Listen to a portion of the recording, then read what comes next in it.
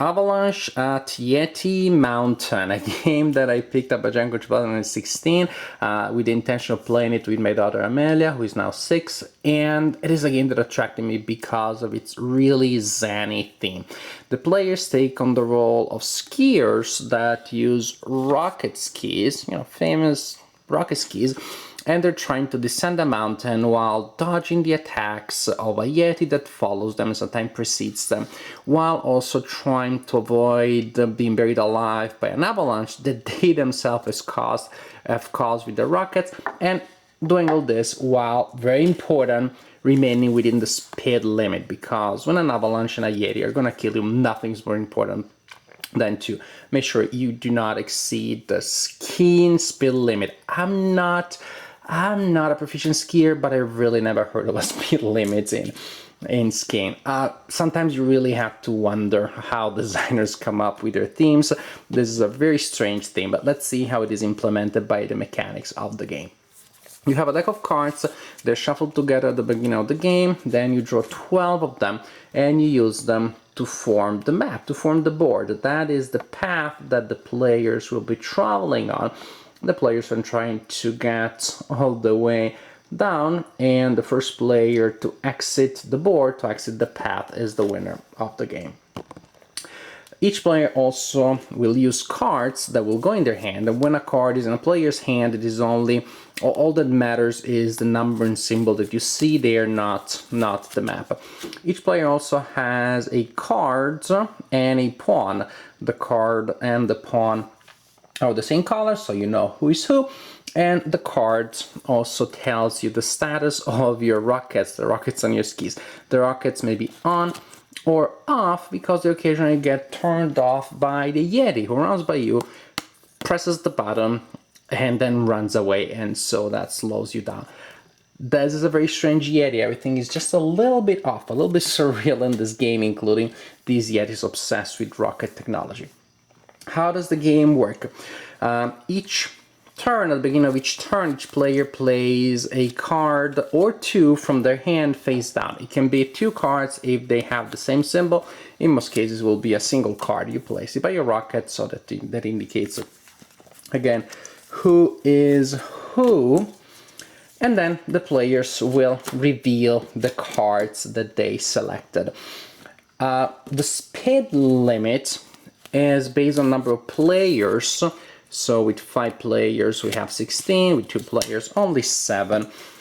Once the players reveal their cards, you total the numbers on the cards that they played, and if the number does not exceed the speed limit for the number of players, then everything is fine. The movement cards will be resolved as normal. Otherwise, if you do exceed the speed limit, suppose we have a total of 9 with a speed limit of 7, then the player that played the highest card, the card with the highest value, crashes, and we'll see what that means.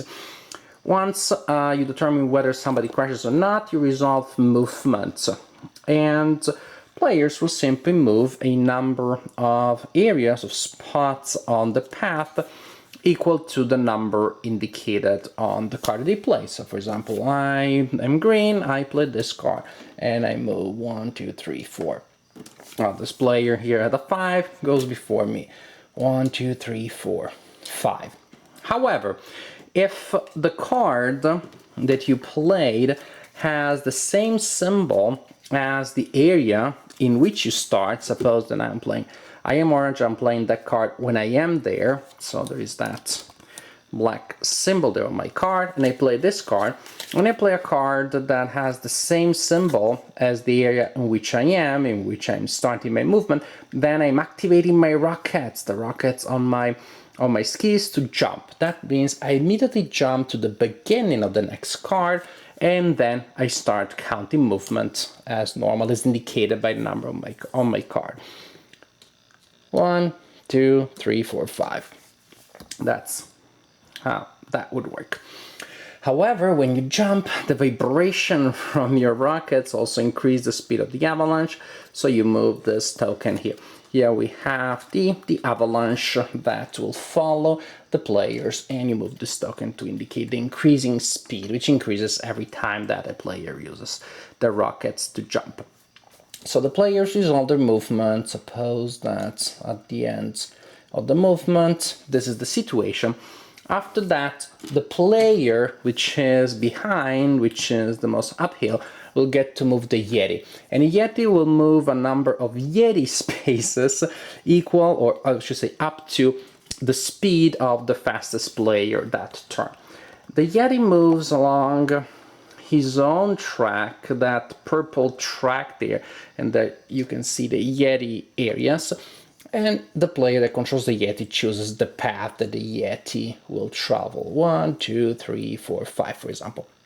If the Yeti travels through a player, through the pawn of a player, then the rockets of that player cease to work for the time being if they were working at that time. So you simply flip the card, and for the next turn the player will not be able to jump. And the Yeti can move downhill or uphill in each turn, but not in both directions, cannot change direction in a single turn. After the Yeti moved, the Avalanche advances a number of banks. As you can see, the banks are these bands here, a number of banks equal to the speed. In this case, that would be it. Later on, the Avalanche may become considerably faster after a couple of jumps have been performed. So the Avalanche can move, like, for example, in this case, by 5, 1, 2, 3, 4, 5. If the Avalanche swallows the Yeti, that's no big deal. The Yeti is not concerned by that. But if the Avalanche reaches a skier, the skier is out. That means that this game has direct player elimination. And that's the essence of the game. Each turn, players select movement cards, they reveal them, check the speed, resolve movement with or without jumps. Actually, I didn't mention another way of jumping is not just to have the same symbol of the card in which you are, but it is to play two cards with the same symbol. In any case, you jump or do not jump, resolve movement, Yeti moves, Avalanche moves. Continue like this until a player makes it out of the board. Avalanche at Yeti Mountain, a game with such a strange theme that, I don't know, I think maybe the designer lost a bet or something, had to come up with the craziest, the weirdest idea, or other people were coming up with ideas, challenging the designer to turn them into a game. As for the game itself, mechanically, when I was reading the rulebook and then when I was teaching the game to my daughter Amelia, who's 6, and I was seeing her confused expression, the confused expression on her face, the game felt, or I suspected, I thought it would be a little fiddly. It seemed like just too many moving parts, too many details to be taken into account when it was a simple game of secret selection of actions and running from a threat. Maybe also my feeling that maybe the game had too many moving parts was due to the fact that there's another game that does something very similar, secret selection of action, run from a threat, which is Get Bit. And Get Bit to me is an excellent game. It's a masterpiece of minimalism.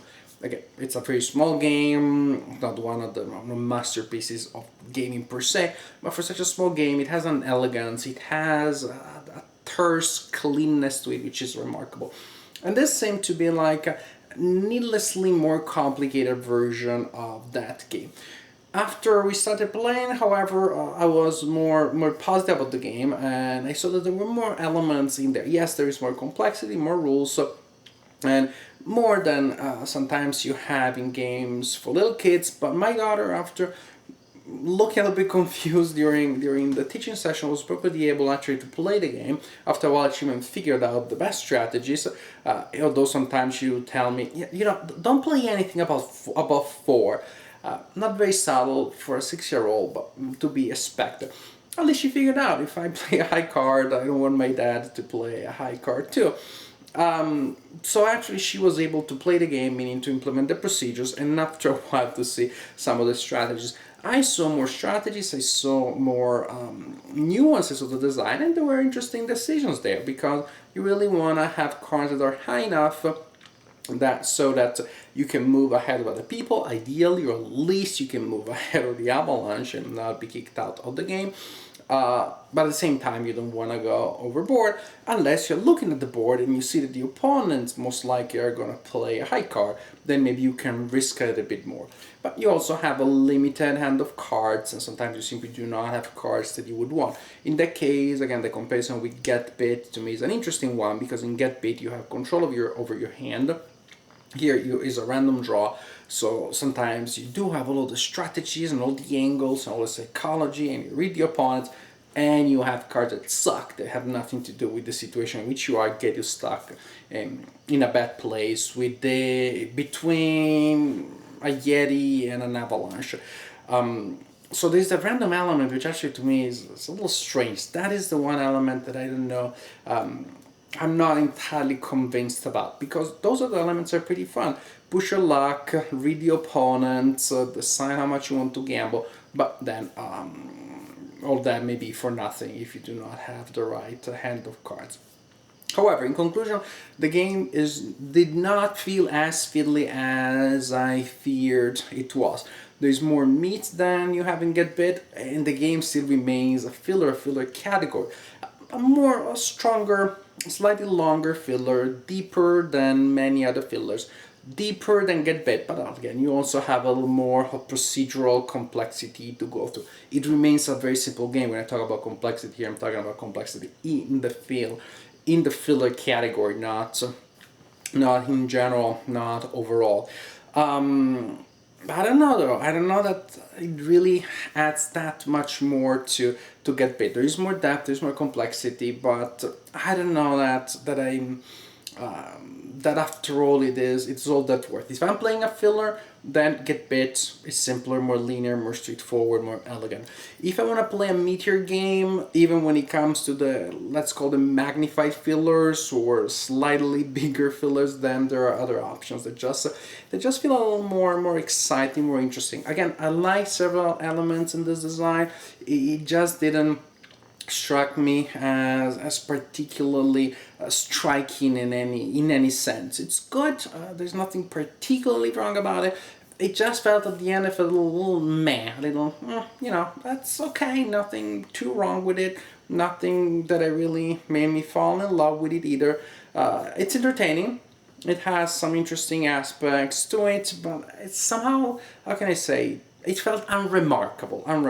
So, if the theme is one that you think you may enjoy, then I think you cannot go wrong. Where else are you going to find a game that finally expresses your love for Yetis and Avalanches and rocket skis? If that's the stuff you're into, then look no further. But other than that, if not to experience a very unique theme, this is not a design that I found particularly exciting or remarkable in any way. But still, Avalanche at the Yeti Mountains. It's small, it's portable, so those are advantages. It can work as a filler. You can play with your family, because definitely it is still a simple game. Not a particularly elegant one though. But hey, the thing is pretty fun.